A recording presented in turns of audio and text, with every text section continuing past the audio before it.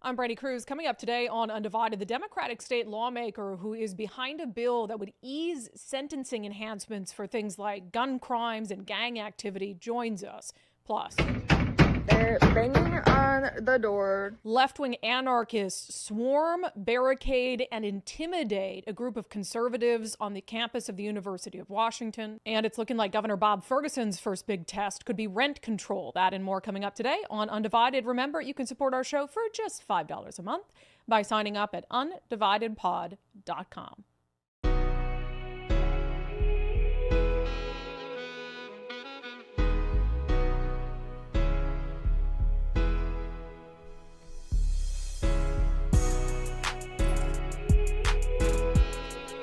Hello and welcome to Undivided. Thank you for being here. Thank you so much for your commitment to giving common sense a comeback. I'm Brandi Kruse. We have a ton to get to today. Just before we came on the air, I got done taping an interview with State Representative Roger Goodman. He is the Democrat who is the chair of the House Public Safety Committee, which has been hearing some of the what I consider very soft on crime, pro-criminal bills that have been introduced by Democrats. In fact, as we discussed on the show yesterday, he is behind what I have called the worst bill of the legislative session, House Bill 1178, which will help ease and even eliminate some sentencing enhancements for gang members, for criminals who use a gun, for people who cook meth around kids. He was kind enough to speak with me about my criticisms of that bill. So we're going to have that interview coming up in just a few minutes on the show. But I do need to start with what happened yesterday on the campus of the University of Washington. So it's one of those days where we're going to get to our favorite segment right off the top of the show.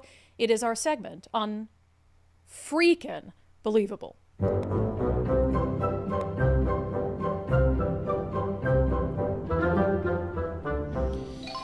Oop.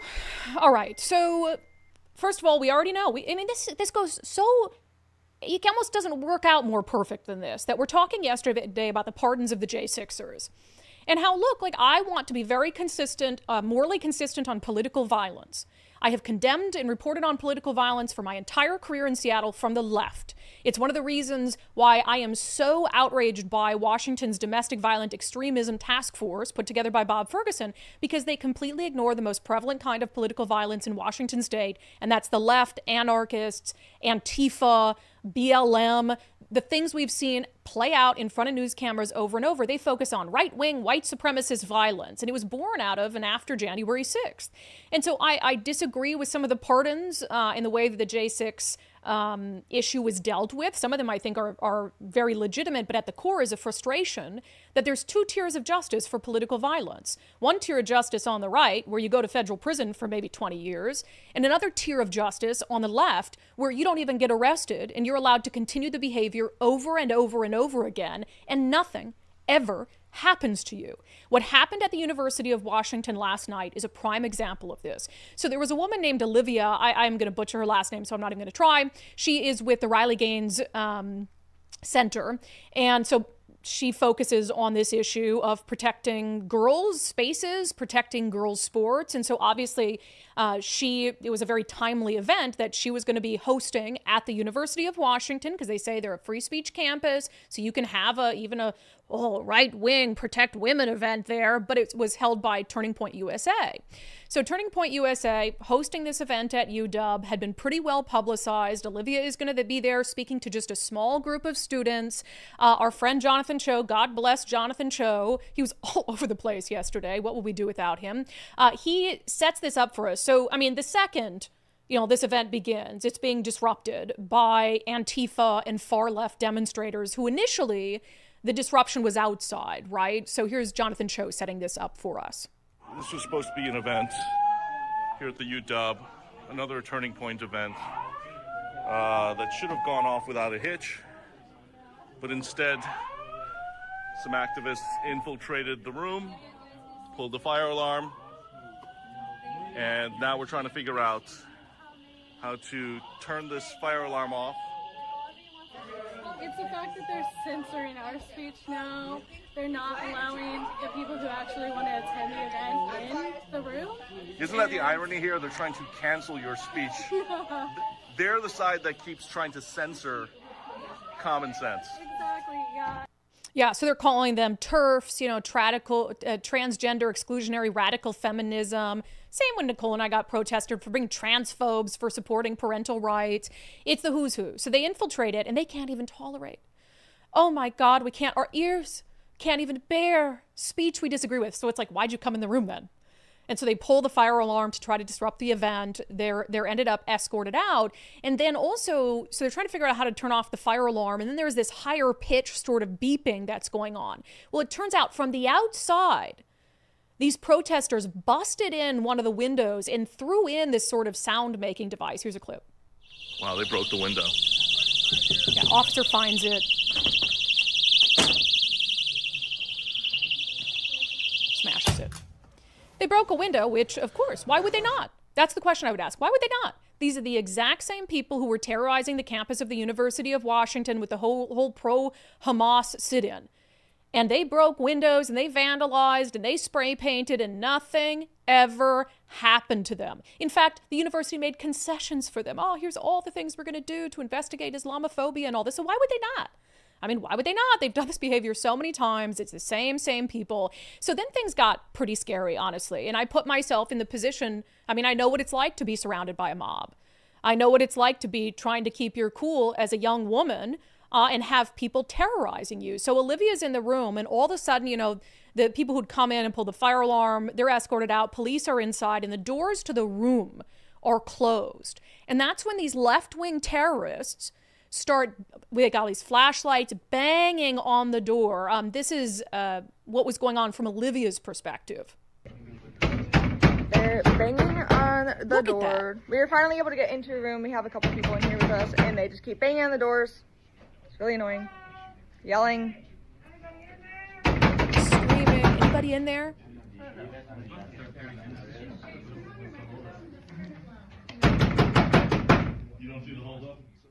Here's what I want to, I'm a fan of law enforcement. What the hell are those cops doing? I have no doubt they've been told to stand down. Imagine you've got young adults in this room there for a free speech event, a young woman, and you've got these terrorists slamming on the door. Anybody in there? Open up, open up. And the cops are just standing there casually?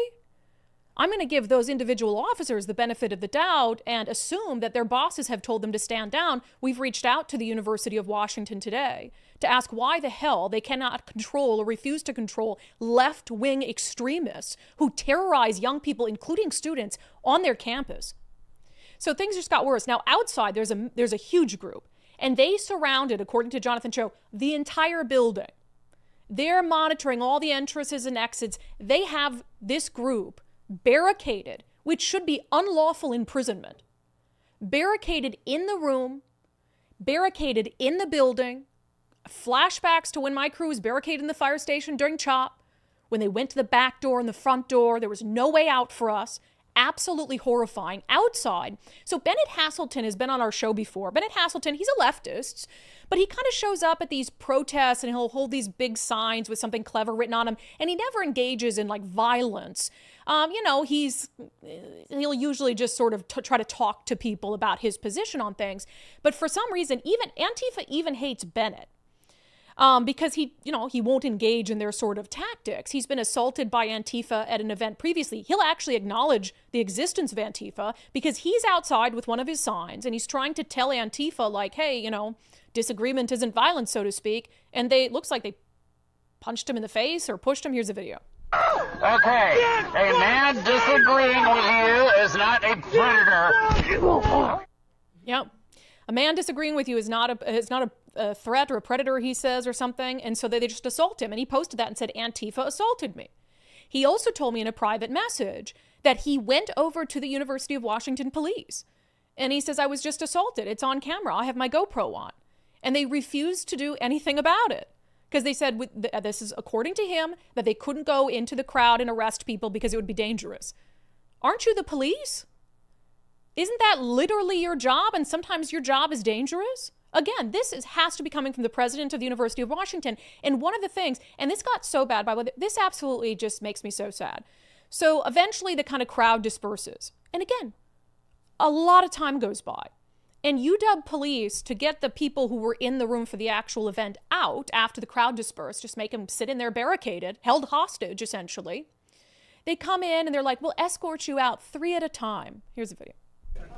First 3 that are ready to go, let's go. Ladies first. This is unbelievable. Unbelievable. And UW students are being escorted out by law enforcement due to the far left activists intimidating. Have to be Thank you, sir. escorted out to safety at your own school where you pay tuition in groups of 3. Red square? Red square, that way. Thank you. Unbelievable. Got it. Unbelievable. The University of Washington should be absolutely ashamed of itself. We've reached out not only to UW police, but also to the University of Washington. We want to know why were police so passive in that. Do you think for 1 second, if the Proud Boys came to the campus of the University of Washington on Monday and disrupted an MLK event, surrounded a building, the Proud Boys surrounded a building, were banging on doors with maybe students of color inside who were there for MLK, do you think for 1 second that the police would not have arrested them, that they wouldn't have swooped in their riot gear, that UW wouldn't have directed them to do everything in their power to protect those students, which they should? I don't care what your political beliefs are. I don't care what the group inside is talking about. It's political extremism, and this happens over and over and over again. Not only across our state and across our nation when it comes to left-wing violence, but on the campus of the University of Washington. It's disgusting. And what is our brand new governor doing? What is our brand new governor doing? Let's see. I just want to double check because I don't know. Maybe he has said something since then. He has said something since then, since our last update. Since our last update, you're saying he has said something about this? No. Yeah. So I went and looked.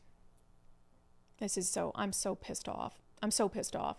So as this is happening yesterday, the last thing he'd tweeted yesterday from his governor's account, you could have guessed it. Suing Donald Trump.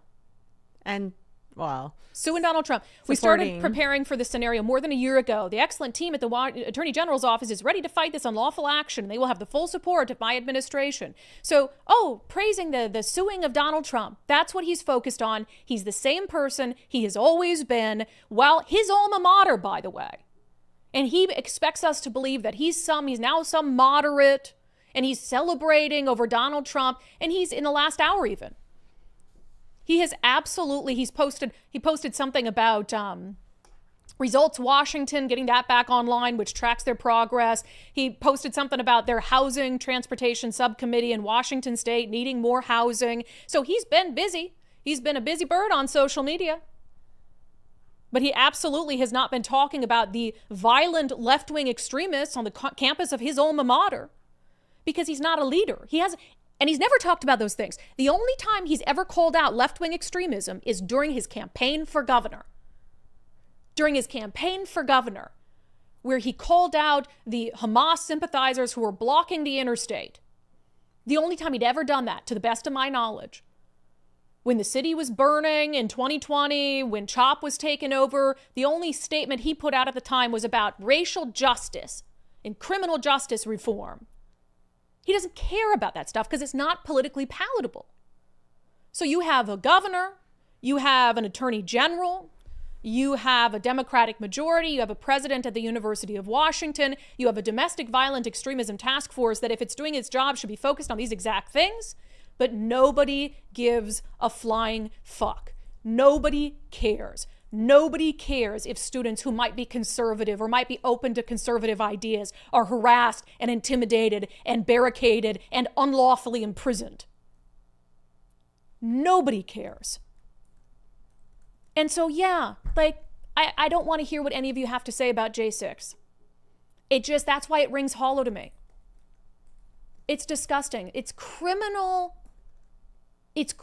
carelessness. It's corruption of a different sense.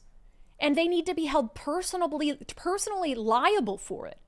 Every one of those students who is in that room should sue the University of Washington and personally sue the president of the University of Washington. I saw Charlie Kirk, who runs Turning Point USA, send something out earlier about this instance, which is getting national attention. You know, Riley Gaines had tweeted out about it because this young girl works at the Riley Gaines Center. And Charlie Kirk basically said, I mean, what I took from it is he was going to be in contact with the Trump administration and seeing what they could do at the University of Washington to try to hold them accountable when it comes to, you know, federal funds or whatever it is. But this just shows you, like, Bob Ferguson is who he's always been.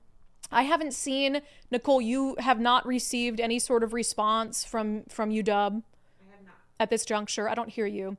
Yeah, I mean, that's not necessarily a surprise to me. I haven't seen anything from the UW social media accounts about this. And look, maybe they put out some sort of press release that didn't get sent to us, but you're tweeting that Bob's up there tweeting about all these other things, Donald Trump, which of course he was obsessed with Donald Trump for 4 years. Of course he's going to obsess over Donald Trump now, but can't be bothered to stand up for people that are under attack by left-wing extremists. Won't even say the word Antifa, God forbid.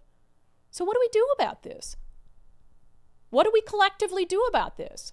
Are we really just going to accept that one type of political violence is okay and one type of political violence is not? You know, there's this bill, and it's just is relevant today. I think we'll talk about it in more detail maybe tomorrow or next week, because we hadn't planned to discuss it today, but it just fits in so perfectly for this. When I say, you know, is one kind of political violence okay? Yeah, it is. So there's this bipartisan bill in Olympia that I actually like, and it's in response to the Hamas supporters, you know, blocking access to SeaTac Airport, blocking I-5, and what it would do, again, bipartisan, it would make the obstruction of like a freeway, for instance, a Class C felony. So you'd be talking about a felony charge if you're the one sort of orchestrating these sorts of things. It's House Bill 1323.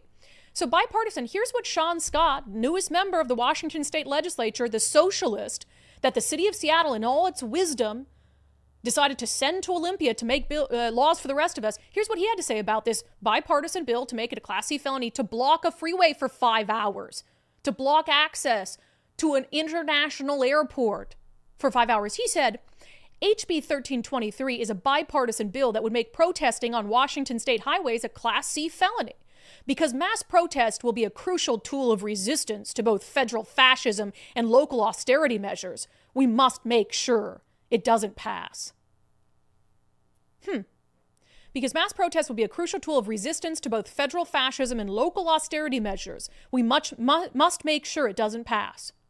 So you know how he's going to make sure it doesn't pass? Because Sean Scott won his job despite the fact he came out in support of the pro-Hamas demonstrators who were blocking critical infrastructure. Despite the fact in 2020, he said things were getting done in the city when police cars were burning in the streets downtown. He hasn't hid it. Why would he hide it? He didn't have to hide it. He said those things and he still got sent to the State House by voters in Seattle. And so now he's saying we must make sure it doesn't pass. Something tells me that he's trying to incite people to do what they did at UW down, I don't know, at the Capitol, to harass. I mean, God forbid you're one of these Democrats, Maury Leavitt, Hackney, that signed on to this bipartisan bill. Better watch out. Sean Scott and his buddies and his socialists and his Antifa, they're going to be coming for you. To me, because I know how he operates and what he says, just sounds like a threat. That coming from anybody else, if they said we must make sure it doesn't pass, I would say, oh, they're going to, you know, debate against it and all this stuff. No, it sounds like a threat. It sounds like he wants to incite all of his socialist friends to go down to Olympia and to harass these Democrats into voting against making this Class C felony. So when I ask that question, you know, one form of political violence is okay in our state and one form is not? Yes. The answer is a resounding yes. And the only way to hold these people accountable is by changing who you vote for. I mean, I really had hoped, I don't know what UW's enrollment has done since the whole Hamas issue and takeover, but I do know there were a lot of parents who certainly aren't far to the right who were absolutely upset, parents of Jewish students and non-Jewish students, who were upset by the UW's handling. I think the only thing that'll change this at UW is they go broke, people stop giving them money, and people stop sending their kids there. So I know, Nicole, if you want to chime in, is your mic back on? Yeah. It's okay, great. So we have request out to comment for the University of Washington. To both the communications department or media and to the campus police. UW police. And again, no doubt in my mind, UW police are at the whim of the president of UW. Like, if they don't want them to enforce the law and take a passive approach, they're going to do it. They'd never do it. I almost think, Nicole, is this incitement to violence? I don't want anybody to have any violence. No. I almost think you have to have some sort of conservative pushback, something on campus and see how they handle it. I mean, but the thing is, you would never get conservatives to go there and bang and threaten kids and harass kids and bully kids and all that. You just wouldn't see it. It wouldn't happen. So it's like, what do you do to show? Mm-hmm. We know they are profound hypocrites. We know that, right? I don't know what to do about it. If you guys have ideas about what can be done about it, let us know. I don't know what to say. I'm not shocked. I'm sad. I'm angry. I'm angry for Olivia. I'm angry for all the students who were in there. I'm angry for the First Amendment, because what was happening there that's not the First Amendment. Antifa harassing, banging, breaking windows, punching people, that's not the First Amendment. What was happening inside is the First Amendment. For the crime of wanting to protect girls. No wonder they need protection. That was Trantifa outside, which is a real thing. It's transgender Antifa. So there are a bunch of Trantifa members who don't like that this young woman thinks that men shouldn't participate against girls. So get the irony of this. So you've got transgender left-wing terrorists terrorizing girls. Is that not the proof that we need to show you that maybe they do need to be protected from them? Like, you're really not making your own case very well. I'm so pissed off about this because it just proves every single thing we say. And you think this will come up at the next Domestic Violent Extremism Commission? Of course not. We will also reach out today to Governor Ferguson's office, to the office of the new Attorney General, Nick Brown, because we know the old Attorney General didn't say jack about this kind of stuff. Let's see if the new Attorney General, when he's not busy suing the Trump administration already on day 2, can muster up some sort of condemnation for what's happening. Gosh, absolutely outrageous. All right, we have a lot coming up still, Nicole. We're going to get to, I think, our interview coming up next, which got kind of saucy and fiery with Representative Roger Goodman. I would have liked to avoid that, but... in the most polite way. In the most polite way possible. I'm nothing if not polite. First, this weekend, Natchez RV Resort is having the new phase of their grand opening, and these are the best possible lots that you can buy out there because nothing's going to be developed behind them. They have 25 extra large premium RV lots, amazing unobstructed views. So they have not only the privacy behind them, obviously nothing's going to be built behind them, but they are the extra large lots. They start in the low 70s. There's so much to do there. Their pool's now open, their hot tub. They've got pickleball, tennis courts, dog park, human child park. I always put the dog park first. And just a ton of recreation around there, 300 days of sunshine. So make your appointment to check out one of these lots before they're gone. NatchezRVResort.com, NatchezRVResort.com. Okay, I talked about this on the show yesterday. I said I think it's the worst bill I've seen this session because it speaks to the lack of common sense, the focus on helping criminals and not law-abiding citizens. It's a priority issue, right? It shows what the priority of the majority party in Olympia is. It's House Bill 1178. Again, I encourage you to read it for yourself. It's not very long. It modifies existing law and changes or eliminates certain sentencing enhancements. So under our sentencing guidelines now, there are certain crimes that you can add a sentencing enhancement because of the nature of the crime or how you carried it out. For instance, if you use a firearm in the commission of a crime right now, there's a 5-year sentencing enhancement that prosecutors can add to that. You don't get good time for that, which means you're serving that 5 years every day hard. And so that is supposed to be a punishment for using a gun in the commission of a crime. You also have some other elements of that.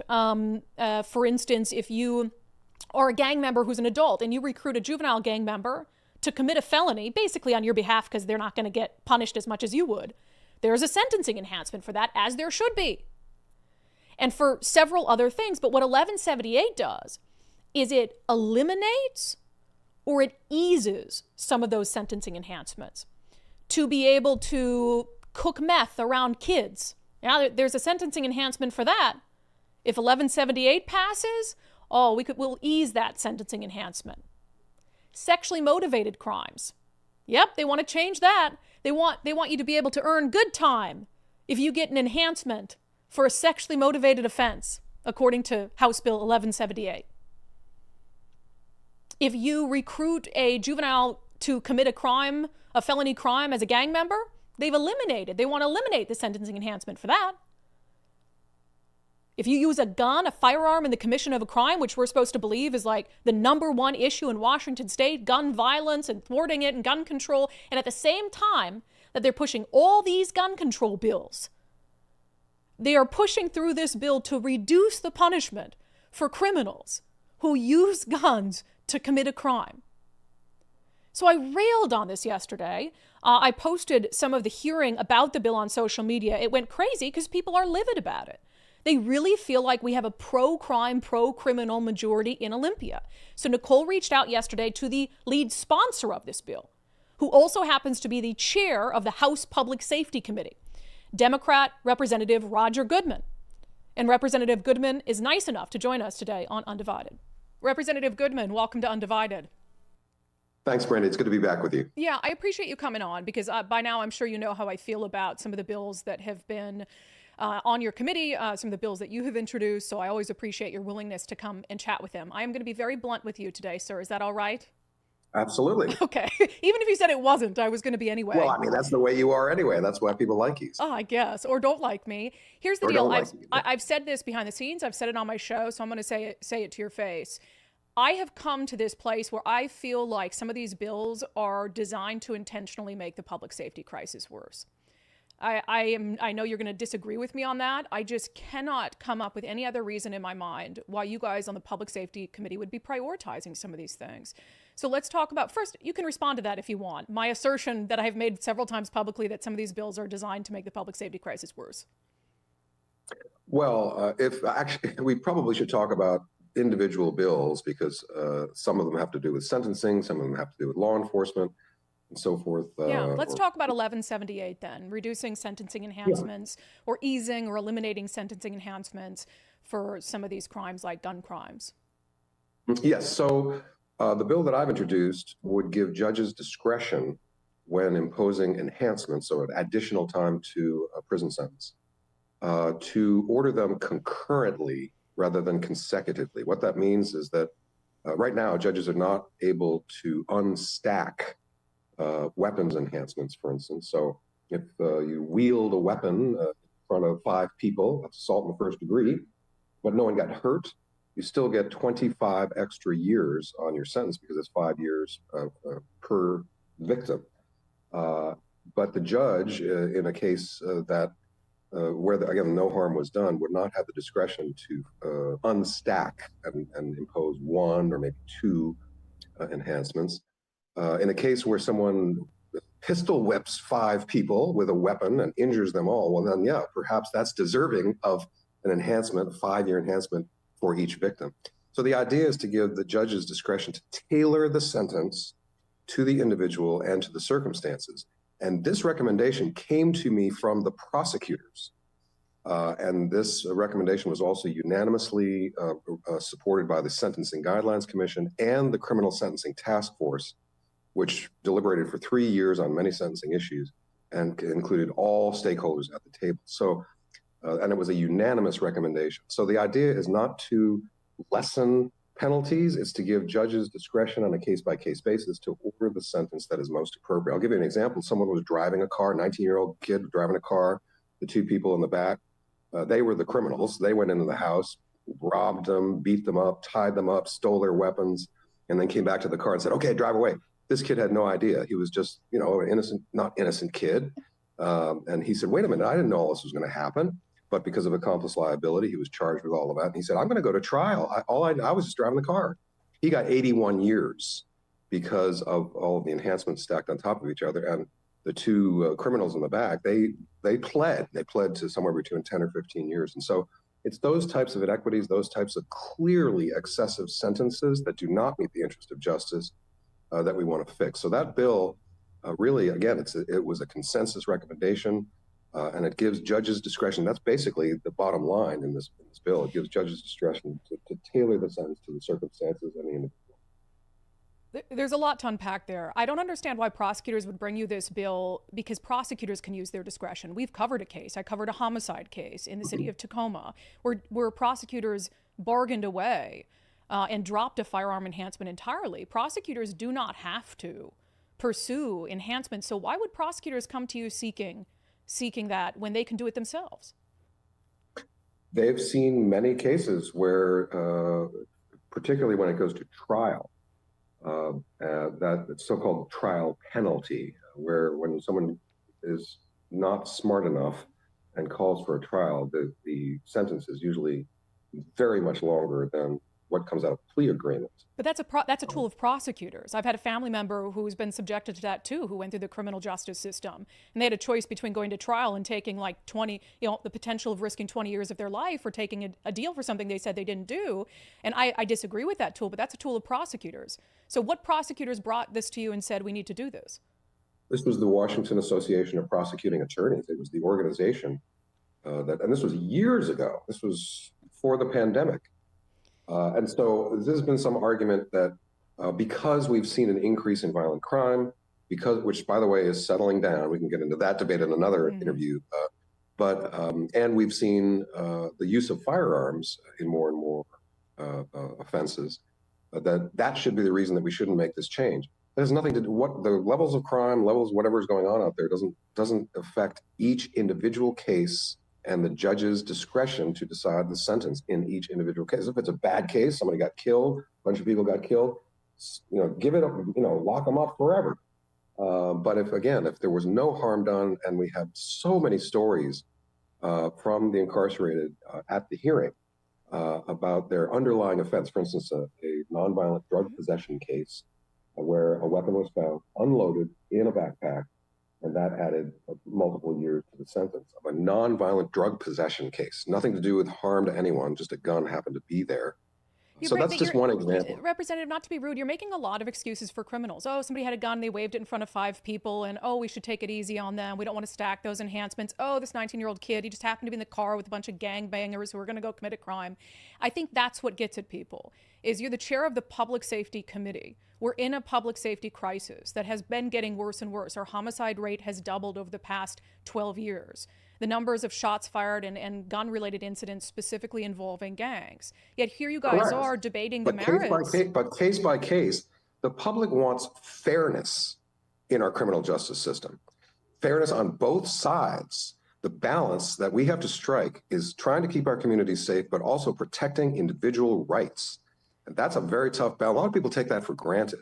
And so when someone has committed a criminal offense, assault in the first degree, they're going to get a long sentence. And if there were 5 people there and they were merely wielding a weapon and no one got harmed, why should that person get 25 extra years when another individual might have, as I said, pistol whipped or shot them? They should get an extra 25 years, but the other person shouldn't. We need to make these very careful distinctions, because otherwise the public will not have confidence in our criminal justice system. The public doesn't have confidence. Very important to mention is racial disparities. There is no greater source of long sentences and racial disparities in sentencing from these weapons enhancements. The federal government does not allow the stacking of weapons enhancements. Most states do not allow the stacking of weapons enhancements. These are clearly excessive sentences that do not serve the interest of justice. Merely, the phrase merely wielding a weapon is really throwing me for a loop. We have, and your committee is hearing some of them, Democrats have introduced— You're going to spend 15 years in prison for that. Democrats— right? Do you want them to spend 40 years in prison for where nobody got hurt? But that doesn't make any sense. The public does not support That's not happening, Representative. It is happening. I don't know if you were in my committee and see the testimony. I watched the testimony, and I understand. But for instance, let me tell you about a young woman named Wendy Traynor.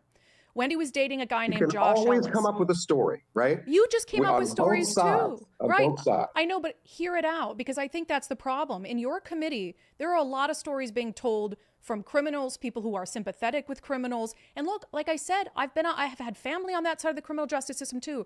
It is a complete imbalance when it comes to who's advocating for victims. I don't see a lot of advocacy You talk about this equity issue, which, for the love of God, if I have to hear about this in the realm of crime, do you believe that there is a disproportionate impact on Black and brown people when it comes to being the victims of gun violence in our communities? Correct, on both sides. Why aren't we talking about that? Communities of color and marginalized communities experience much more crime because of their having been deprived of resources for generations, and that creates disorder. I agree with you. And of course, but pile on top of that, implicit bias and institutional inequities, structural inequities, have bias at every step of the process, from street level all the way to the sentencing court. So we really are trying to mitigate that bias and those disparities. And again, treat each case individually rather than tie the hands of the sentencing court that has no choice but to impose excessively long sentences when it's not appropriate. Yeah, there is, we see, the Wendy Traynor case is an example for me. Josh Ellis followed her across the country and shot her in the back of the head and left her body rotting and stepped over it every day to check on his dog. Okay, fine. You can go into the gory details. That's very sensational. No, it's not sensational. I covered this case. It's inflammatory. It's inflammatory. We want to talk about it is not inflammatory to talk about an actual case. You just encouraged me to listen to the cases of criminals who came to testify before your committee about why woe is them. So please do not interrupt me while I'm talking about a real case that just happened that is very relevant to what you're discussing. Let me just share what happened. Wendy Traynor was shot in the back of the head by Josh Ellis without her family being consulted at all. Prosecutors in Pierce County offered him 10 years, dropped a firearm enhancement entirely. That's 7 years good time. 7 years good time for shooting someone in a DV instance in the back of the head. Prosecutors already have discretion, and they use discretion to give him the lightest sentence they possibly could. And you know what, Judge Andre? No, I'm assuming, and I don't know the case. I don't know what happened behind closed doors during the plea agreement, which is another huge issue. But if they believe they did not have the facts to prove what they wanted to get, and I'm sure they wanted more time, then they have to come to an agreement. They have to negotiate. Otherwise, there's going to be an acquittal. So Judge individual case, also in the prosecutor's office, they have to figure out what they can prove, and they engage in a negotiation and come to an agreement. He confessed to the crime. But my point is, Judge Andre Penalver, he's one of the most progressive judges, that there is, and even he at sentencing said he wished he could reinstate the firearm enhancement, but he couldn't reinstate it because it wasn't brought to the table for him. And so he gave an exceptional end sentence. He added what he could. And so he used his judgment in that moment. It was prosecutors who failed to use their judgment. I think one of the fundamental things, and I don't want this to get tense, but the Wendy Traynor thing, that's a case that really sticks with me. And I know her family is absolutely livid by this bill that you're pushing. And it may have been that the prosecutor didn't push hard enough. Again, this is an individual case, so it's hard to second guess and sort of relitigate that. Yeah, I think the overarching that sounds to me like, if I were just a citizen, that sounds to me like the penalty should have been much more severe. Yeah, it should have been. In that case. I think on the gun crime thing, this is what I really struggle with, and I genuinely want to have a conversation about this. No fewer than 12 gun control bills that put law-abiding citizens through extra hoops to be able to access a firearm, that add costs and regulations for firearm shops. We hear Democrats in Olympia all the time talk about the importance of gun control, celebrate gun control measures. Yet at the very same time, you guys are pushing a bill to ease penalties for actual criminals who pick up a gun and use it in a crime, making sure that help that make sense. But you just stated that in general terms. Don't just say picked up a gun and committed a crime should have the book thrown at them. We need to have very careful distinctions case by case. If they picked up a gun and harmed someone, yes. If they picked up a gun and maybe scared someone, that's assault in the first degree right there. That's 5-year enhancement on top of that, 10 years in prison for using a gun where no one was harmed. I think 10 years in prison for using a gun when no one was harmed is enough. I think 25, 30, 40 years for using a gun and really harming people, that's appropriate. I want your office. That's what we're trying to do here. If you can give me one example, send it later, whatever it is, of someone who had a gun in the commission of a crime and got one of those excessive sentences you're talking about. Like you're telling me 25, 35 years and you didn't harm anyone, that the underlying crime wasn't serious? Because you can commit a robbery. And if you committed a robbery with a firearm, you be on the other end of that. You be the store clerk who's in there and you tell me that's not a serious crime just because they didn't hurt someone. I'll tell you what, someone walks in my door with a gun, I'm killing them. I'm killing them. Yes. So if it's a robbery, is absolutely using a weapon. When a person is present, it would be theft. Otherwise, if a person wasn't present. By the way, if it's theft and a gun is present, and again, no one is present, you can have an enhancement on top of that as well. So, but if, assuming they shot someone or killed someone, that's another charge. That's murder. That's attempted murder, right? So robbery 1 wouldn't even be in the consideration. It would be a much more serious charge. It's just baffling to me here to hear kind of the excuses, like falling over yourself to excuse people who shouldn't probably have the gun in the first place, but actually use the gun in the course of a criminal act. And then all I don't believe the bills. we're excusing people. I don't believe we're excusing people for committing crimes. I'm we're telling you, it sounds them. like that to me for sure. We're punishing them, giving them long sentences, but not excessive sentences that are not in the interest of justice. I really want to foster public support for our criminal justice system. We don't have support for them all across the spectrum. And this is one of those refinements, and maybe it's too refined, maybe it's too subtle.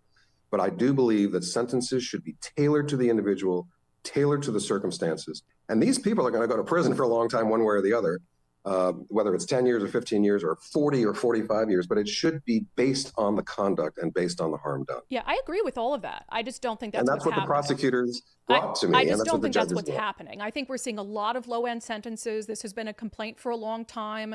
The Wendy Traynor case is just one example of a lot of low-end sentences, low bail, no bail, things like that that have people really concerned that there is this push in the name of equity to sort of take it easy on criminals. Really quick, because I know you've gone way longer than we... Bail is another issue, by the way.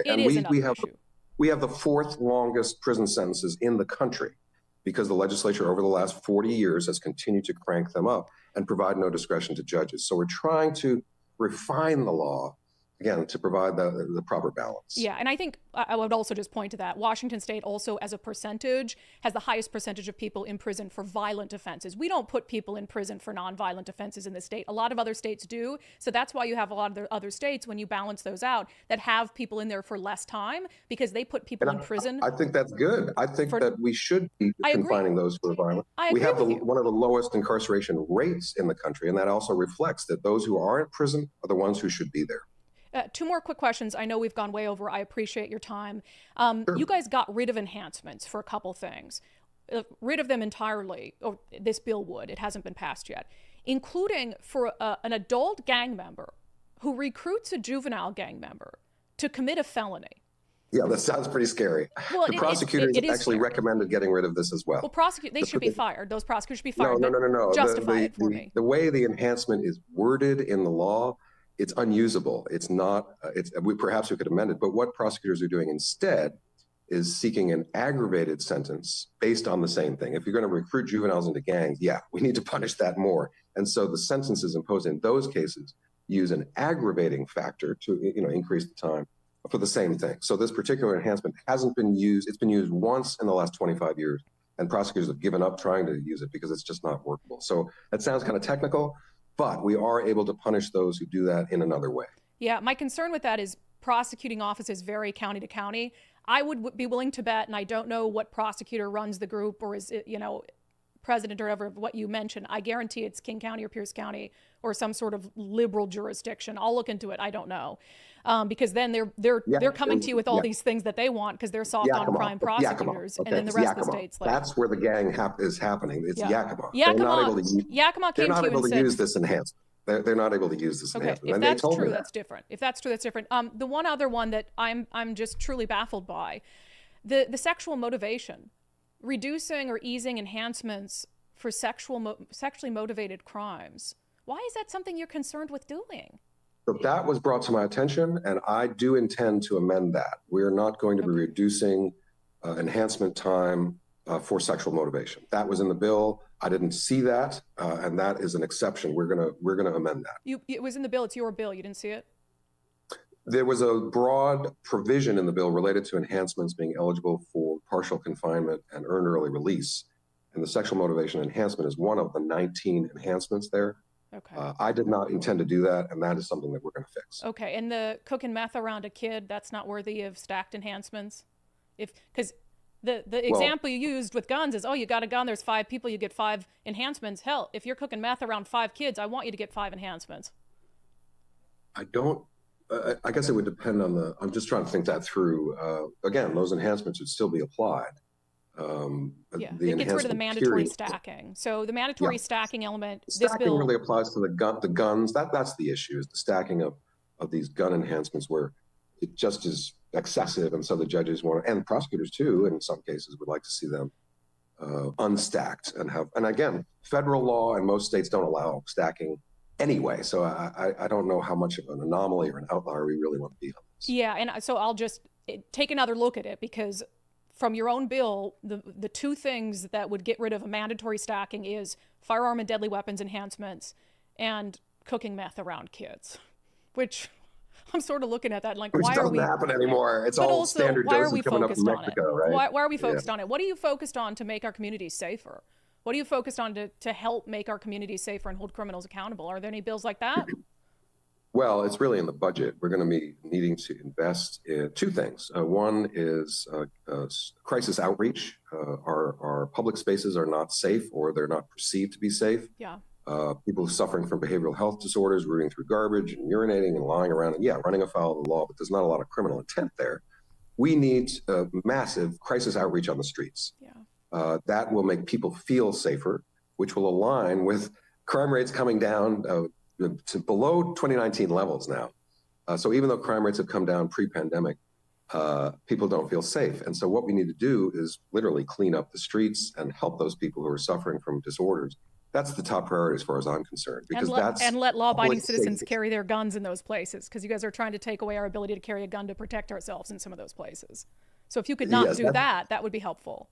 Okay, I mean, I could give you a bureaucratic response. That's in another committee, although I do sit on that committee. So. I mean, if you want to be my personal bodyguard when I go to a drug-infested light rail station, so I can't carry my gun there anymore because of Democrats in Olympia, but I'm just supposed to like deal with it. These are the things that don't make sense to me. And the thing about you, I'm going to tell you about you.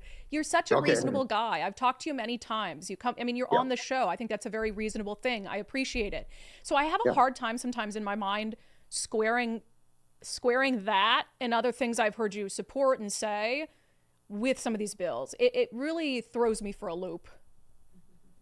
Yeah, I mean, as far as keeping our streets safe, we need more police. We need to restructure the way police agencies do their work. Dallas, Texas, by the way, is the best example of reducing response times and increasing clearance rates or solve rates without hiring any new police. And we need much more crisis response. As I said, we need co-responders and community responders to make our public spaces safe. And I think I'm very strongly committed to doing that. The other thing, by the way, is domestic violence and sexual assault. You don't see that in public. That's happening behind closed doors. If there's crime happening in our communities, there's the headline grabbing, major crime, but most of the crime is behind closed doors. And it's domestic violence, intimate partner violence, and sexual assault within families. And it's tragic, and it's a chronic social problem. And so that's what I'm really trying to crack down on. All right. Well, I could support that. Representative Goodman, thank you for being a good sport. Thank you for coming on. Hey, you ever want to call and run a bill past me and see what I think about it? You call me up, okay? Let me escort you to the light rail station. Let's see what happens. Please do, okay? Because I know that some unarmed community responders are not going to protect me from what's waiting there for me. So, all right, Roger Goodman, we'll let you get back to business. Thank you. Okay, thank you very much. Appreciate it. What do I say about that? I appreciate him coming on. I mean, very few Democrats in Olympia are willing to come on this show. I don't appreciate him calling, me just sharing facts of a real life murder case inflammatory and sensational. It's inflammatory to commit murder. It's inflammatory for prosecutors to go behind a family's back and give a killer 10 years in prison. It's inflammatory for Democrats in Olympia to talk about how dangerous guns are and to push gun control bills while at the same time trying to ease punishments for people who actually use guns to commit crimes. That's what's inflammatory. And, I get the sense throughout that whole interview, it's like, well, you don't want them going to prison for this long, or it's racially motivated, or whatever it is. Those aren't valid excuses. It also doesn't explain why this is the priority. A million things going on, a crime crisis that we're in, a homeless crisis that we're in, a drug crisis that we're in. Why not use every second you can in the Public Safety Committee to address those things? Lowering punishments for criminals will not address those things. It will make them worse. That is just common sense. what your priorities are tell people a lot about you, a lot about your ideology. And you can't escape from that now. You can't escape from that when you push bills like this. And let me also say, because this is my show and I can say whatever I want and no one can fire me. Nicole can scold me later, but on this one, I don't think that she's going to scold me. The equity issue when it comes to crime, the disproportionate impact on Black and brown communities when it comes to crime. What they never want to say, and what you'll be called racist for saying, is that's because a disproportionate number of Black and brown people are committing crimes. That is just a truth. That's just a fact. Now, I agree with the left on the cause of that. I've said it a million times. I agree that you have these communities that are having disproportionate impacts because of this country's legacy, because of Jim Crow laws, because of slavery before that, because we robbed generations of people from building wealth, from home ownership, from economic opportunity. There is absolutely a disparity. But that doesn't mean that you just say, oh, because of that, you get away with it. Oh, because of that, you don't have to go to prison for as long when you hurt somebody. No, you do everything you can to address those economic opportunities, to catch those communities up so they aren't committing a disproportionate amount of the crime. Because remember, a lot of violent crime is motivated by economic lack of opportunity. That's something that both sides should be able to agree on. And that's just a fact. You don't go around gangbanging. You don't go around selling drugs. You don't go around robbing grocery stores if you don't need the money. It's motivated by a lack of economic opportunity. So yeah, go ahead. Do everything you can within reason to address those economic opportunities and those educational gaps.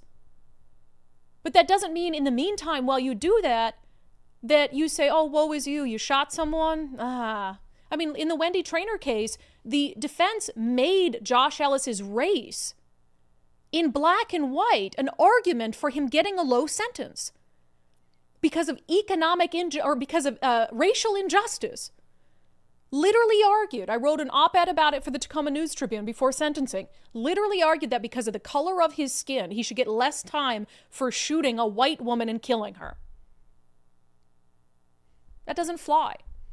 The equity argument, the disproportionate impacts on black and brown communities with policing, they're policing those communities more because more crime is happening there. Sorry, call me racist. I don't care. That's the truth. Now, there are ways we can fix it. There are societal reasons for that. And there are ills of this country going back decades, hundreds of years of humanity that account for that. But that doesn't give you a free pass to victimize people. Doesn't give you a free pass to hurt people. And as I pointed out to the representative, it is actually black and brown communities who have a disproportionate amount of victims of crime as well. When a gang member goes out and shoots someone, you're sitting here focused on the fact that that gang member, more likely to be a young black man. Who do you think he's shooting? A young black man. I always heard this from gang detectives. Today's shooter is tomorrow's victim when it comes to the gang life. So who you're advocating for is the young black man pulling the trigger and not the young black man who's going to lose his life on the streets. You got to get that right in your head. You're never going to make a difference. Crime crisis is never going to get better, and you're never going to better the lives of those young people. You think by giving them soft sentences that you're teaching them a lesson? What lesson is that? We've seen it time and time again. You're teaching them that they can get away with the conduct that they're engaged in. We see it in courts in the city of Seattle where you've got young black men who come in there on gang crimes, drive-by shootings, whatever it is, and they're shocked if they don't get let go on electronic home monitoring because that's what their friends did. Their friends got kicked out, no bail at all. They've come to expect it. And just one more thing on that. I know, again, we're going to go long on the show today. One more thing on that. One of these elements, these sentencing enhancements that they want to diminish, actually, this one, they'd eliminate entirely, is if you're an adult gang member and you recruit a juvenile gang member to commit a felony. They are thrusting young black men into a life of crime because they know that the system plays nice when you commit a crime when you're under the age of 18 and you're going to get sent somewhere like Green Hill, then you're going to get just a little slap on the wrist and you're going to get to go home. So for those older gang members, they know that because they've been through that. So they said, hey, you go rob the store. You take this gun, you rob the store. Instead of me doing it, I'd go to prison for 10 years. You're going to go to Green Hill for 1. And you don't think that there should be a sentencing enhancement on the books to punish them for doing that and for ruining any chance that that younger gang member had of a successful, productive life? And all of that to be said, all of that to just say, even if he can make a productive argument for these things, which he couldn't, it shouldn't be a priority. Lowering sentences at this juncture in the state in the middle of a crime crisis should not be on the list of the top 100 priorities that lawmakers in Olympia have today. So we'll have much more on those bills as they progress through the legislature. Just disrespect for... I'm just so mad about the Wendy Traynor thing, because to tell me I'm being inflammatory by sharing with you the real life details of something that happened to her is just about all I could take to not quite lose my mind in that moment. Well, Appreciate him coming on. Sometimes I think a lot of these things happen not because people like Roger are purposely trying to ignore situations like Wendy's or things like Wendy's, but I think that they just surround themselves by people telling them the wrong things, and get them to focus on the wrong things. And so I'm glad that he listens, and hopefully he'll take that back and have that in mind at some point, right? Yeah. But and especially as a white man, in this environment where identity politics is everything, and you're being told by women of color who might be on the committee, or by, people who are testifying who are black, that this is about racism and all of this. And as a white progressive, you can't push back. You can't. What do you say to that? I can't say anything to that. So you can't even make that debate that, hey, I get it. We have some systemic issues in society to address, but this is not the way to address them. Letting people off the hook. So we have a lot of follow-up to do after that interview, some things he brought up. I want to know what prosecutors are trying to push these things. They shouldn't be prosecutors if that's their focus, and their focus isn't on victims of crime, and some other things. So Nicole's doing some follow-up on that today. So if there were loose ends to be tied up in that interview, we'll talk about it. All right, I'm going to talk about rent control coming up next. It might just be the first big test for this newly moderate Governor Bob Ferguson. First, I've encouraged you guys to take the First Mark Challenge. And hell, I'll even say, if you pay for this show, if you're one of our wonderful subscribers who pay $5 a month or $10 a month for this show, I'm helping you get that money back. So I'm basically offsetting the cost of an undivided membership by telling you to take the First Mark Challenge. And then some. And then some. Because people who take the First Mark Challenge often save hundreds, if not thousands of dollars a year. So you should probably be a presidential, actually. Yeah, at that point, if I saved undivided viewer Beth $4,000. Oh, I didn't. First Mark Insurance did. I'm taking a lot of credit here. But because we talk about it, she took the First Mark Challenge, saved $4,000 a year on her insurance. Beth, you should be a presidential patron at that point. Honestly, $250 a month. I saved even more than that. So it's not even break even. You're making money off this situation. All that to be said, take the First Mark Challenge today. FirstMarkInsurance.com. FirstMarkInsurance.com. It doesn't cost you anything. You never pay First Mark for their services. You just got to set aside a little time, talk to them about your current insurance, your insurance needs. They'll go out, they'll shop the market for you. They'll come back and tell you either, hey, I can't help you. We think that you have the best insurance at the best rate that you can possibly get, so I would really keep it. Or they'll say, hey, we can save you money. They saved Spencer, an undivided viewer, $1,600 a year. Chad saved $100 a month, so $1,200 a year. This ain't chump change, people. That's a lot of money. I don't know one person watching who would say, I couldn't use an extra $1,600 a year. I just like to keep giving that to the insurance companies. No. FirstMarkInsurance.com, FirstMarkInsurance.com. The very best part is they work for you. And then after you take the First Mark Challenge and save money, then you up your undivided subscription. It's only fair. It's only fair.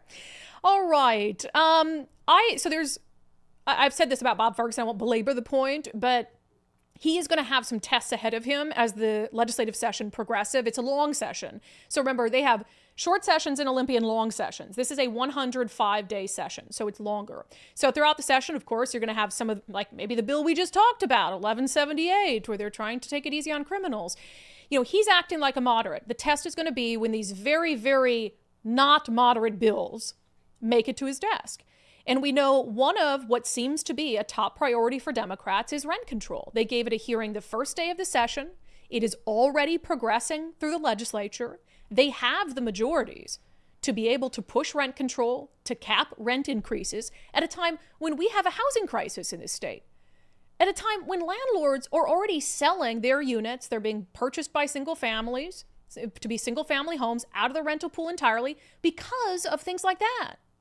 And so Bob is saying on one hand, hey, we're in a housing crisis. He's trying to lift red tape to be able to build more houses. And then on the other side, Democrats are working behind the scenes, his own party, to send rent control to his desk.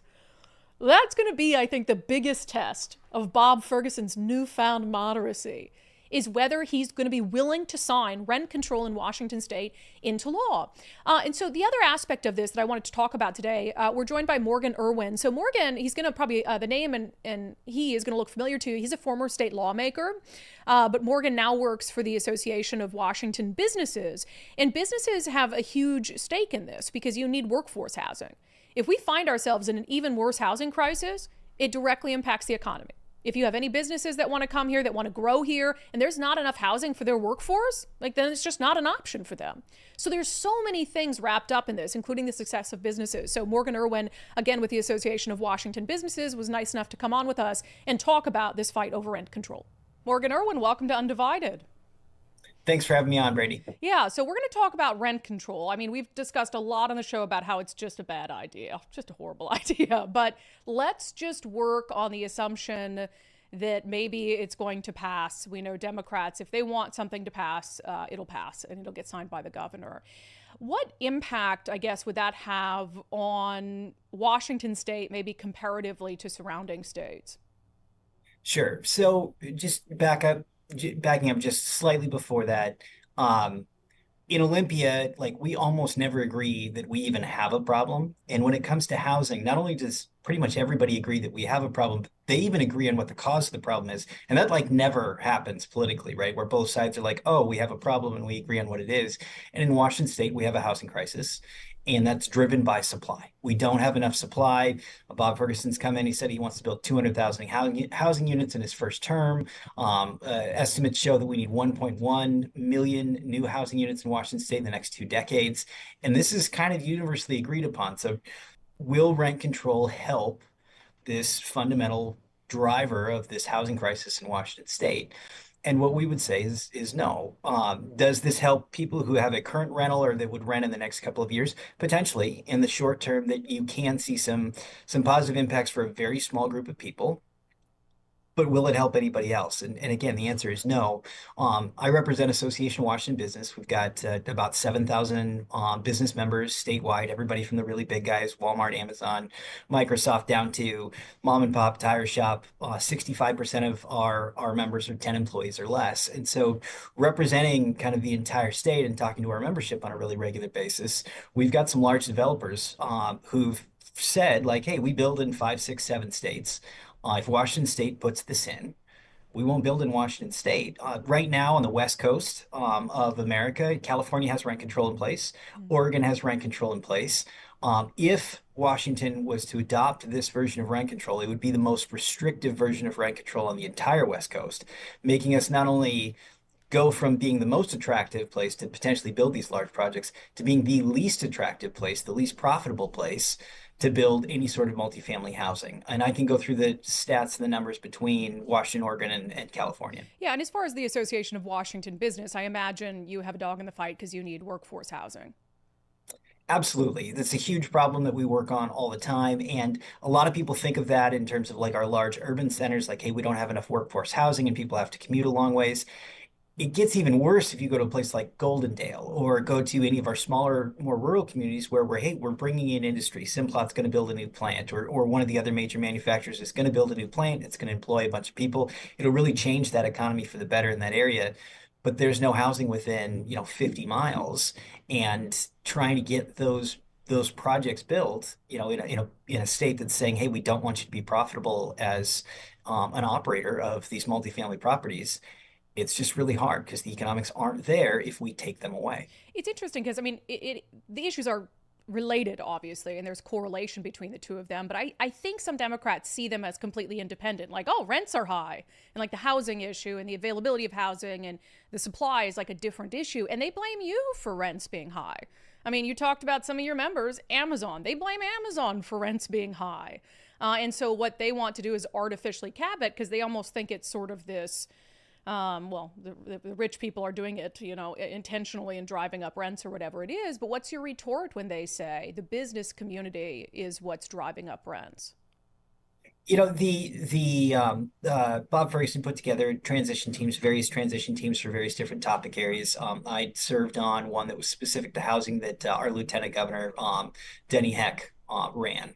And one of the presentations he brought in was the Low Income Housing Alliance. And this is generally a more kind of center left or left organization that's really focused on low income housing and tenants' rights and trying to help them. But then they also operate a large number of buildings and units statewide. And these are generally government subsidized rents and oftentimes government subsidized buildings that were built with grant funds because they're focused on that low income piece. And what Lehigh presented to the group is that a large number of their projects that are have all these subsidies for the renter, subsidies for the builder, subsidies for the operator, they're at risk of shutting these buildings down because they're losing millions and millions and millions of dollars a year. They can't force people to pay rent. They can't evict people when they don't pay rent. They can't evict tenants that pose a danger to their other tenants or to themselves. And so it's really a layered problem where we have the building side of things, and that's very important. And then you have the tenant side of things, and then the other side is operations. And so that's the Real Estate Landlord Tenant Act. And in Washington State, we adopted some really draconian codes during COVID. Some of them have eased, but many of them have stayed in place. And trying to make a building profitable, where you have to assume that 10 or 20% of people aren't going to pay rent and you can't evict them, means that you're going to raise the rents in those other units. And that's not something that any operator wants to do. They'd rather have a building of people that are at market rate and everybody pays their rent. And then they can bring those profit margins down to something that's going to have a solid return for their investors, but they don't have to gouge, anywhere else. So it's really a layered problem. It's never just one thing when it comes to housing, but that for that stool, those are kind of the three pillars of like, we need to protect tenants. 52% of Washingtonians are renters, and many of our employers and employees are renters, and we're sensitive to that, and we don't want them to be taken advantage of because then they don't want to live here. But we have to have a place for them to live. And if our operators aren't willing to build new buildings to house those folks, then there's no place for them to be. Yeah, it is a layered problem. It's like a perfect storm, and it's hard for me to fathom why the majority in Olympia doesn't kind of see the storm that they've created and how it's actually making all the problems they say they care about worse. Really quickly, because you mentioned, so you were on the team that the now governor had Denny Heck run in his transition team to look at the issue of housing. And of course, he talked a lot about that. He came out with his executive order to try to cut down on sort of red tape and building time and all of that, which in theory would drive down the price of buying a new home. But rent control and the new governor's goals to expand housing are completely in conflict with one another. I don't know whether he'd sign rent control if it came to his desk, but did you get any sort of sense on that transition committee whether the governor would sign a rent control policy?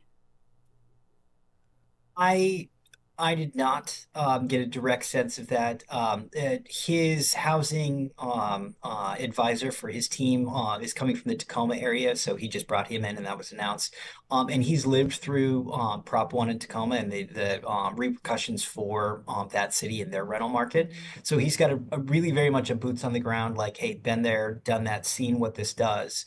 And it's been a little bit of a disaster in Tacoma. So I think he's got a pretty good advisor there. Now, whether or not he chooses to rely on the science and the experience that we have that says, hey, this really doesn't work, or is kind of engulfed in the larger political moment, where there's a lot of energy around this, I can't say, but it's going to be one of his first really big tests of, hey, am I a data-driven, science-driven governor who's trying to do the best? Or, is there just tremendous amount of pressure from one side or the other that's going to force decisions? And we've yet to see who Bob's going to be or who Governor Ferguson's going to be on that. And the political nerd in me is somewhat excited to see that and how that ratchets out. Obviously his speech at the beginning of session was, I think, somewhat optimistic for a lot of folks on the right side throughout Washington State. Folks who listen to that, folks who haven't, it's worth a look. I think Republicans stood more than Democrats did during that speech. But we're not going to really know where the rubber meets the road until we get to see whether or not he's signing these bills, whether or not he's going to veto them. He's been much more engaged than the previous administration. Many of his staff, are actively seeking input, going out, talking to experts, and really trying to have real answers as opposed to just being somewhat apathetic, which is kind of what we ran into with the last guy. Yeah, I share your opinion that I would like to see if he'd sign rent control, because it seems now so antithetical to what the person he's been the last couple weeks. But I don't want to risk it. Like, I don't want it to get that far. I'd rather they just sort of set it to the side before it even gets there.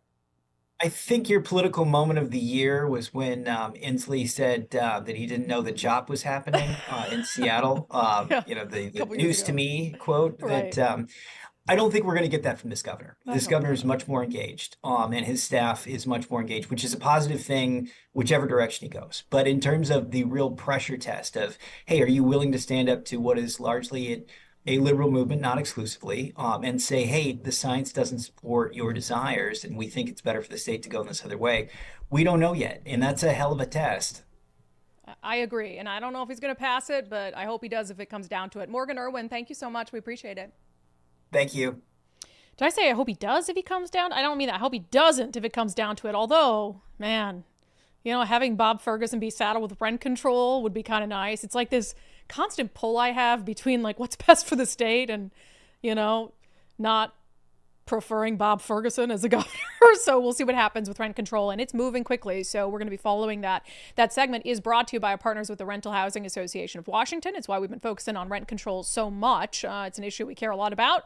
It's an issue that would devastate the housing landscape in Washington and would ultimately get rid of options for renters. It doesn't make a whole lot of sense. If you are a small to mid-sized landlord, become a member of RHA today, rhawa.org, rhawa.org. All right, and if you're thinking about selling your home because maybe you're a landlord and you've had absolutely enough of this nonsense, reach out to our friend Wes Jones at sellwithwes.com. Sellwithwes.com. Wes and his team have the best marketing strategy. I mean, when you look at other listings compared to the listings that they put forth for their clients, there's really just no comparison. Wes has been doing this for a really long time. He and his team first, I would say, go to the website if you're thinking about selling your home. Sellwithwes.com, plug in your address and it'll give you, you can use your home value calculator. You can find out how much your home is worth. It might be worth more than you think. And then the next step is getting a free market analysis from Wes, who can just tell you, hey, here's how other homes are doing. Here's how the market's positioned. Here's what you can expect. Because I think setting your expectations and just being open and transparent is a really important part of that process. And then he can talk about, hey, here's what I think you need to do with your home to make sure it gets the best offer possible. Maybe you're perfect and he says nothing. Or maybe he says, hey, it needs some cosmetic upgrades. Do you need help with that? They can help manage those projects, take the stress off of your plate, or else he can even help you pay for it up front, which I think is pretty cool and a pretty unique service. So sellwithwes.com, sellwithwes.com, a better way to sell your home. All right, some national news. This story out of Oklahoma is bizarre. We don't talk about Oklahoma enough. Might be the first ever Oklahoma story on our show. I think Nicole and I are going to disagree on some of this. It's one of these examples to me of conservatives who actually go all the way in the opposite direction and engage in government overreach. Like Ron DeSantis does that sometimes, where I think he inserts like his conservatism onto the populace. This is totally that. So this from KFOR, Oklahoma. Marriage and child incentive bills look to curb divorce rate. First of all, it's not the government's job to curb the divorce rate. I mean, it's a nice goal, but involvement of government when it comes to trying to keep your marriage together via bribery with taxpayer funds doesn't make a lot of sense. But here's what they say. One proposal requires couples to attend marriage counseling before they can file for divorce. Like, no, the government can't require you to attend marriage counseling. Well, I mean, you don't have to. But it says it requires couples to attend marriage counseling before they can file for divorce. Yes, so that one does. Well, it's for, I think that there's a stipulation to it, so you can get out of it somehow. But it's if you do, then you get a tax break. It's like a whole thing. But anyway, go ahead. Yeah, that's stupid. Don't like that because I'm staying in my marriage forever. Love you, babe. I mean, what's counseling though? Like going to say, hey, this isn't working. The counselor goes, okay, see you later. I mean.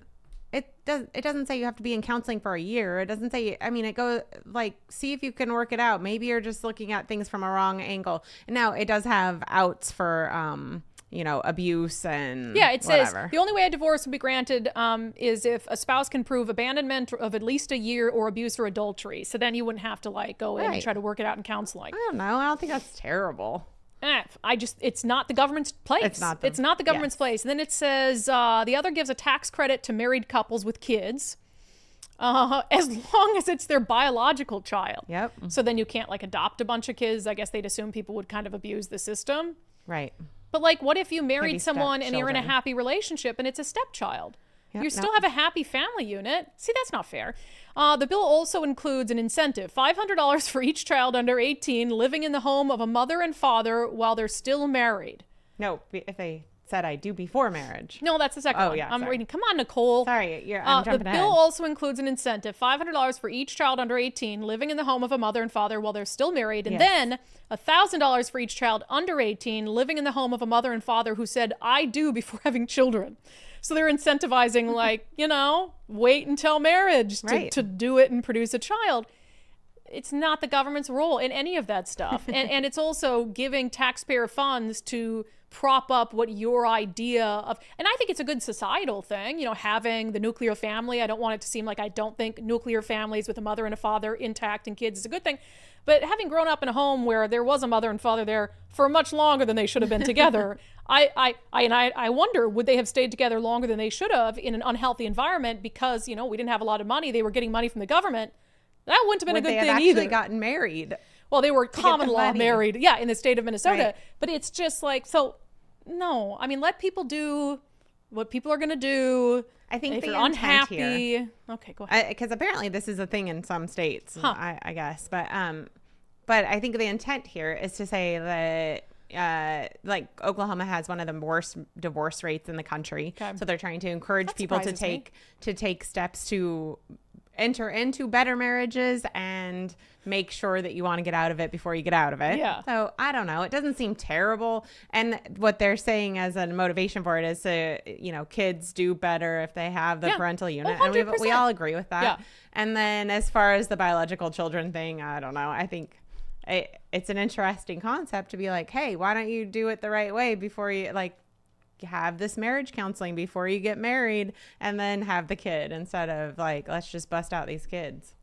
Yeah, no, some of that stuff I understand, obviously, the idea behind it. I do think it's societal good to keep a nuclear family intact. That's just not always realistic. Just not a government's place, I guess. Yeah, and all you're doing is enriching marriage counselors who are they got to come to me, and you're just going to sit in there and scream at each other, and That's true. But I do think it's a good conversation, having this bill, and sometimes I think that's more what the bills are for than anything, is to create this conversation, and it gets us talking, it gets people talking about how these things impact society, I guess. I can talk about it without the bill. I don't need the wouldn't. dumb bill. We've talked about it before, nuclear families. Should go into counseling before you get divorced. No, I wouldn't talk about that because that's a stupid idea. Well, look, you should try to work it out. The government, though, shouldn't put some sort of mandate that you have to do it. That's ridiculous. The conservatives, sometimes they just get too, again, it's all, politics is just a circle. All comes back and meets on the other side. I wasn't here for this discussion, but I was listening for the pendulum swing. Yeah. Don't go too crazy because then it's going to swing back too crazy the other way. So 100%. Just stay right here. That's how we get it. Let's just little back and forth. Little bit. All right. DEI is dying at the federal level. Chris Rufo put out a tweet saying he was talking with cabinet teams and Trump cabinet. They're currently making lists of DEI employees who will shortly be getting pink slipped. It's beautiful, he said. Of course, Trump saying that was part of what they were going to do, and he's really wasting no time. So right now what's happened, this is from AP. So AP writes, Trump administration directs all federal diversity, equity, and inclusion staff to be put on leave. So that's what's happened. Right now they're on what sounds like paid leave. And look, they're federal employees. There's probably a process that they have to go through. It says the Office of Personnel Management in a Tuesday memo directed agencies to place DEI office staffers on paid leave by 5 p.m. today. So right now it's almost 5 p.m. So they got 40 minutes. Almost 5 p.m. in D.C. 5 p.m. I'm assuming it's Eastern. That's what I mean. Yeah. So there so they got 40 minutes. And take down all public DEI-focused web pages by the same deadline. And they did that. Those web pages, it was within minutes of Trump being sworn in. You know one they got rid of that I don't really understand? They got rid of the Spanish language version of some government websites. That seems unnecessarily like mean. There's a lot of people in this country who speak Spanish. And I know there's this sentiment that, oh, you should come here and speak English. It's like, okay, we're a melting pot. That's what's great about our country. And wouldn't you want them to be able to read if it's like an ICE website or whatever it is? Wouldn't you want them to be able to understand like what they're supposed to do and rules and, you know, to do things the right way? It's like, no, we're just going to take down. Yeah. Not that you can't use translator apps and stuff to like, but that just seems needlessly like, screw you Mexicans. Doesn't that? I mean, maybe that's maybe that goes with this power thing that he's implying, right? Yeah. Like, I can change the name of the Panama Canal. I can change the name of the Gulf of Mexico. Gulf I can of America. change the name of, you know, Alaska mountains and all the things. So I don't know. That seems a little too much. It's like, dude, some people speak Spanish or they're trying to learn English, but they can read much better in Spanish. Right. I know a little Spanish. Would I be able? I appreciate when I go to Mexico and the menu's in English. I would order all sorts of stuff I didn't like if they didn't do that. Yeah, would you go to a restaurant that didn't have it in English though? I have. Well, yeah, I'd ask them what it was. It would just be extra steps. I've been to a Maybe restaurant that's the point, was though. You're forced to learn. I've been to a restaurant where it was like Italian. It was in America. But the restaurant was so authentic. It was like Italian writing. I'm like, what is that? Right. But I don't know. I just think it's unnecessary. Well, maybe it's a deterrent. See? I don't know if there's one person who says, I'm not going to go to that country because the government websites aren't available in Spanish. That's a silly deterrent. I think he's offering a lot more legitimate. I think there's been a lot of deterrents. It's just one of the. Well, you ask him. He's right behind you. Right? Ask him. What are you doing here, dude? What are you doing here, bro? Yeah. All right. One nice thing, I think. So it was funny. I don't know if you watched this when President Trump on day one was signing some executive orders in the Oval Office. Peter Doocy asked him like, hey, did Biden leave you a note? And Trump's like, I don't know. And opened up his drawer. There was a note in there from President Biden that he hadn't seen. And Peter Doocy's like, will you read it to us? He's like, let me read it to myself first. And then I'll let you know if I want to share what it says. So he did share what it said with Peter Doocy exclusively. Peter Doocy tweeted out, we can exclusively report for the first time anywhere the contents of President Biden's letter. And you just know that Trump messaged Peter Doocy and is like, hey, I wanted to let you know. So this is what... This is what Joe Biden wrote to Hitler. Dear, that's all I could think about. I know. It's all because it's a nice note, right? Mm-hmm. But all I could think about is that one time he gave that speech, like with like shrouded in red, where he's like, Trump and MAGA is an existential threat to our country. But then he wrote, Dear President Trump, as I take leave of this sacred office, I wish you and your family all the best in the next 4 years. The American people and people around the world look to this house for steadiness in the inevitable storms of history. And my prayer is that in the coming years, it will be a time of prosperity, peace, and grace for our nation. May God bless you and guide you as he has blessed and guided our beloved country since our founding. Like, is that the kind of note you write to Hitler? Well, I don't think so. And again, it's just because it's all smoke and mirrors, people. All smoke and mirrors. I love when he found that letter. He said, I would have probably never found this because I never opened this drawer.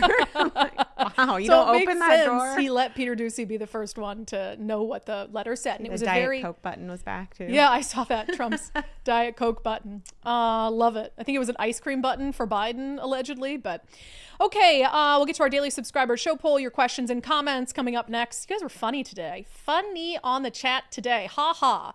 First, Zach Abraham and his team at Bulwark Capital are having another one of their live Know Your Risk webinars coming up on January 30th. So that's next Thursday.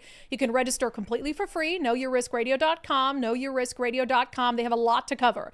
They're going to answer your burning questions about Donald Trump, his economic policy, what it might mean for your retirement portfolio, etc. Talk about the current state of the market. Plus, they'll do a full reveal of how Bulwark is always looking for opportunities to lower risk, lower cost, give your retirement as much upside as possible. You only get one retirement. You have your dreams set on what you want and you're planning toward it. The question is, are you going to have enough money? Like every person who retires, are you going to have enough money to live out your dreams? So you only get one retirement. You need to get a second opinion. So sign up for Zach's 2025 preview webinar, Thursday, January 30th. Register now at knowyourriskradio.com. That's knowyourriskradio.com. Okay. I asked you guys in our daily show poll. It was a weird poll today because I wanted to see if any of you came up with something that I had not thought of when it comes to DEI. Because I've often said, like, in the whole identitarianism thing, you know, there are very few jobs that the color of your skin should factor in, like head of the NAACP. Yeah, despite the fact that Rachel Dolezal was able to score that job, I don't think you should be able to be a white woman or a white person and be the head of the NAACP. That doesn't really make a whole lot of sense. So I asked you guys, do you believe there is a place for diversity hiring in government? If yes, please be specific. So many of you are saying no. A few of you said yes, so I look forward to hearing maybe what your thoughts are in that specificity. Nicole, do you believe there is any sort of place for diversity hiring in government? Have you pondered that? I mean, I guess not based on those requirements. I don't think it should be a requirement that you have any colored skin for a position like that, right? But I do think that you can have somebody, that's not their full job, but maybe part of their job is to make sure people are being hired for the right reasons. Yeah. But yeah, I don't think diversity is good, yes. but not forced diversity for reasons that are specific. Right. You know what I mean? Like that doesn't make a lot of sense. You cannot hire this white person because their skin is white, or you have to hire. Yeah, I don't know. I just think it should always be the person that fits the job the best. Yeah.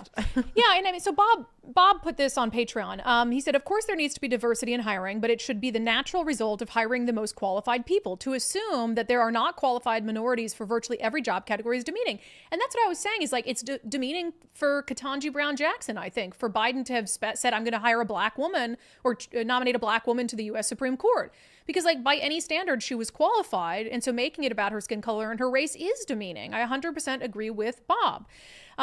Tony said, I do believe diversity hiring can be beneficial, but only very specifically. For example, suppose we decide we really want to help New Orleans out of the economic rut. We can't do that by sending suit-wearing white men to determine what those neighborhoods need. Nobody would talk to them and they wouldn't understand the issues. We need somebody closer to a neighborhood listener. And that probably means staffing at least part of the agency with folks raised in those types of neighborhoods who understand what causes the crime, the single parentage, and what destroys their small businesses, etc. And I do believe that there are government jobs that women are more suited for, that there are government jobs that men are more suited for, that there are government jobs that people of color are more suited for. The question is, like, do you go out and specifically hire people like because of those characteristics? And that's sort of what I was getting at with this poll. It's more of like a deep thinking one. Richard said, I believe in diversity of thought and experience. I don't think it should be measured by ethnicity, race, religion, gender, because one aspect of like DEI that's never included is economic diversity. Like, hey, did you come from a family that struggled economically? That can give you a whole different look at government and government programs and whatever it is. But we never talk about the need for economic diversity because economic diversity covers everyone. Of every race, of every gender, of every sexual orientation. I mean, you have white people who grew up poor, black people who grew up poor, gay and lesbian people who grew up poor, and nobody looks at that as an important part of diversity, which is sort of interesting. Amelia says, I voted no. However, the more important goal should be equality of opportunity. If we had equality of opportunity, we would need equality of outcomes. At this point, I'm not sure how to reach that. I think there has been in the past inequality, but I think we've come a long way. Yeah, we haven't, and obviously inequity, and equity is different than equality. Okay, get to some subscriber comments here on various things. Monkey Finger says, my brother works at Olympic College in Bremerton. On Inauguration Day, he flipped out on me, called me a Nazi sympathizer, among many other vile things, and blocked from all contact. All because I don't share his political views. These people are unhinged and have learned nothing these past 10 years. They are entrenched and do not possess the ability for self-reflection. I know what Nicole wants to talk about. Oh, yeah. Is everything okay over there? You're back there like, okay. No, we had a little troll. That's all right. That. Trolls are fine. No, the spammer. Oh, okay. Spammer. They're the current. So this is funny because Nicole has lost some Facebook friends. You're okay to talk about that, right? Yes. Since going to the inauguration and posting pictures. How many are you? How many down are you? I think 8. Oh, yeah. Man. It's funny. I wish I knew. I wish Facebook told you who just unfriended you, but I figured out too. But yeah, so I typically use my personal Facebook as just this is where I am, and it's not just friends and family, like close friends and family mostly. And so I don't get super political, which even in my post, I said, you know what? If somebody invited me to Joe Biden's inauguration, I would have gone too. Yeah, that's cool. I don't know who would have invited me, but like I would have gone. It's a historical event. Yeah. Anyway, and I posted pictures and whatever. I mean, within an hour, I was down 3, and then now I'm down 8 over the last 48 hours, I guess. Yeah. But yeah, I just find it kind of funny, and they'll eventually pop up in my friend suggestions or whatever, and I'll figure it out. But yeah, one was a softball friend, and she's always thought differently than me, but she's always been very respectful. But I haven't seen her in a few years, and so I guess she finally had enough. And then one is actually the husband of a cousin, and I knew he was going to be gone too. So I those two are not super surprising. There's a couple that kept me that I'm surprised, and I'm like, oh, is that because you know my heart? Or they haven't seen it yet. Trump supporter is like this evil person that you claim that they are, because oh my gosh, I get so many, I have a few people that I watch that every supporter, F you, all of that. And yeah, it's just kind of I wonder funny. if my mom was one of them. Are you friends with my mom on Facebook? I am. You should check right now and see if my mom was She one would of the ones. not. I don't know. I don't think she's that. She really doesn't like Donald Trump. Wouldn't that be funny if we find out right now live that my mom defriended you? No, if she's watching, she's going to go on and unfriend me right now. No, she's not. She doesn't watch this deep into the show. No, she's my friend. Okay, good. All right, good job, mother. All right, let's go CH Obedient. $5 for the swear jar. The incident at UW was scary and ridiculous. Just insane. Joel Brinken says the University of Washington police work for the students and should protect them first and foremost. It's ridiculous that they stand by and do nothing. 100%. The students are supposed to be their responsibility, and these outside agitators don't go to UW. Greg Olakis, we need to call for the resignation of the UW president immediately. I agree. We should do a protest. Matthew Cook, a peaceful one. UW could easily... Anyway. Yeah, she's on her way out. She doesn't care. Even though they vandalized her thing, that was the only time. Remember, Bob Ferguson spoke out about that when her stuff was vandalized. Ridiculous. UW could easily arrest and bar these criminals from campus. So if they were to set foot on campus, it would be grounds for immediate arrest. Yeah, trespass them. You can trespass, I think, if there's a criminal reason from a public place. Joanne Moore, that's a Democrat for you. They immediately get mad when you try to tell the truth about something. They didn't want to hear it. I assume that's about I don't think Roger Goodman got mad, but he accused me of being inflammatory while telling the details of a crime, which is just ridiculous. Or maybe you're talking about Antifa. I don't know what that meant. Adorable, deplorable. I got to quit my job so I can just live stream this show more often. Yeah, just quit your job. Live stream the show. It'll be great. Right. Country Guy, $10 super chat for the swear jar. I wish we could withhold subsidizing UW in our taxes until they really endorse justice for both sides. Nicole, can you check on that? There's the one that's highlighted in green. Is that a super chat? Yeah. Gray death. If the prosecutors don't use it, then it is a moot point already. The judges shouldn't be making laws talking about these changes in sentencing guidelines. Jamie says State Rep Goodman doesn't know his own bill. Yeah, sure. Why do you think we the people don't believe these elected officials? Brandi, you are so calm and collected. Oh my, this guy. Matt Gilbert, I love you, but I'm not going to read this because I don't know if it's a threat. I don't know if it's what is that? It's a quote. Yeah, but I don't know. I don't know. I don't know what it means, so I'm not going to say it, but I'll give you $5 next time I see you. Yeah, I think that's it. Right? I think that's it. Because I'm like, What is that? I don't know what that means. But thank you. I'll give you $5. I'll buy you a coffee next time I see you. With that, Nicole, thank you for sharing. Yeah. I'm sorry. I hope you don't lose any more friends. But now that I know she can't see it, I'm going to unfriend her too. No, I would notice. She would notice that. I never use my personal Facebook page. With that, another episode of Undivided Overtime. We're doing like 2-hour shows now. Might as well just ratchet it up. Why not? Let's get to our closing sanity check and have a good laugh today, shall we? All right. You know, I'm nothing if not a major football fan, rah-rah. This Sunday, the NFC Championship game is going to be played between the Eagles and the Commanders, and the Philadelphia mayor, as she should, is trying to rile up and get excited Eagles fans. Let me hear you all say, E-L-G-L-E-S, Eagles! Let's go, Birds! E-L-G-L-E-S,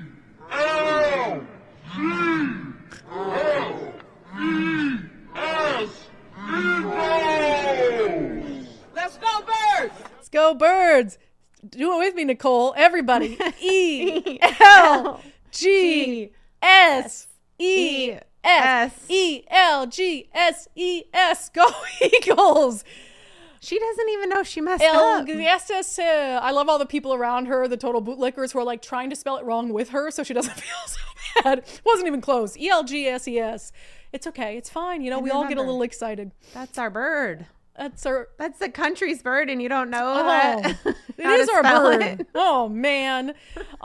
Just a good laugh. That's our closing sanity check for today. That's today's episode of Undivided. Thank you to all our subscribers who support our work and help us do this job full time, where we get to talk about all the terrible things happening in Olympia and around the country. But, you know, sometimes we include fun things. We have fun things too.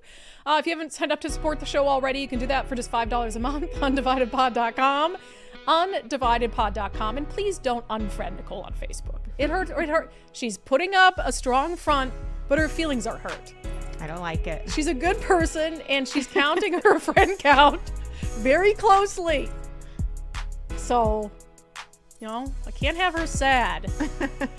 Anyway, all right, we'll see you guys back on the live show tomorrow at noon. And adorable, deplorable, don't quit your job. You can always watch the show back if you don't watch it live.